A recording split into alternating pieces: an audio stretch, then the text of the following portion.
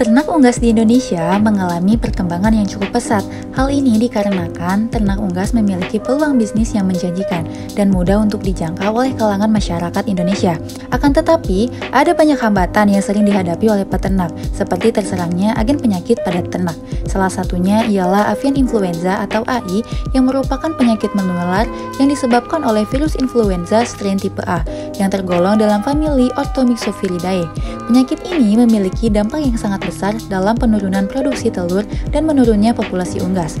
Nah, untuk mengetahui lebih lanjut mengenai penyakit ini, mari kita simak video berikut. Apa yang dimaksud dengan penyakit avian influenza?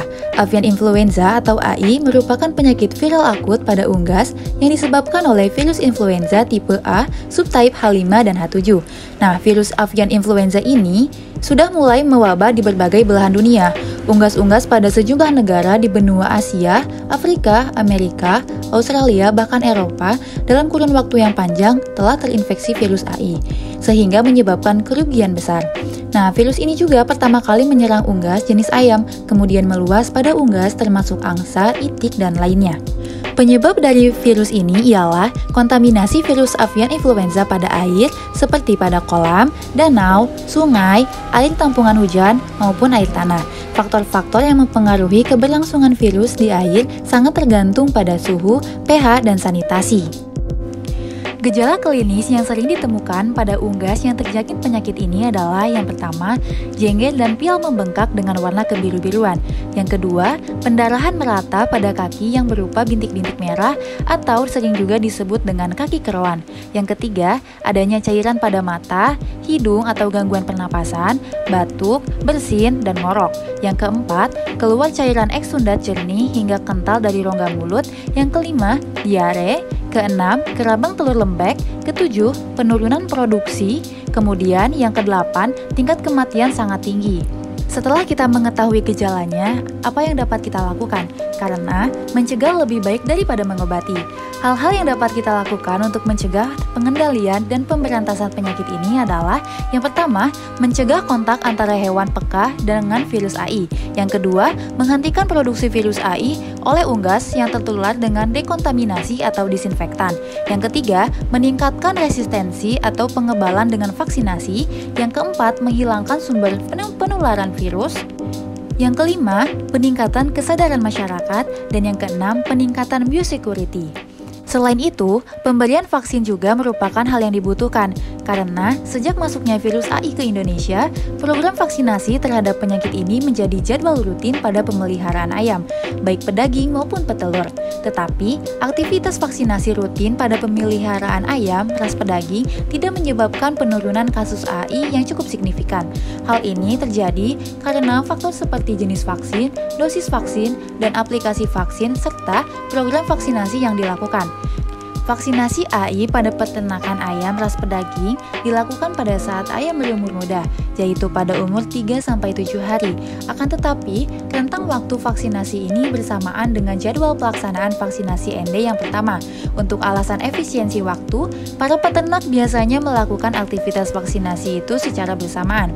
Akan tetapi, penyakit ND dan AI belum ada perusahaan obat yang membuat kedua jenis vaksin tersebut sebagai satu vaksin campuran, sehingga pelaksanaan kedua vaksinasi yang dilakukan dalam satu waktu dapat menjadi salah satu faktor kegagalan vaksinasi. Selain pencegahan dan vaksinasi, penerapan biosecurity juga dapat diterapkan. Karena tujuan diterapkannya biosecurity ini adalah meliputi 3 aspek utama, yaitu meminimalkan keberadaan patogen, yang kedua, meminimalkan peluang patogen untuk bersentuhan dengan inang, dan yang ketiga, meminimalkan pencemaran lingkungan dari patogen. Selain itu, komponen utama dari biosecurity ini adalah adanya isolasi. Nah, isolasi merupakan suatu tindakan untuk mencegah kontak antara hewan pada suatu area atau lingkungan. Yang kedua ada kontrol. Kontrol lalu lintas merupakan tindakan pencegahan penularan penyakit yang dibawa oleh alat angkut. Kontrol lalu lintas di peternakan harus dibuat dengan baik untuk menghentikan atau meminimalkan kontaminasi pada hewan, pakan, dan peralatan yang digunakan.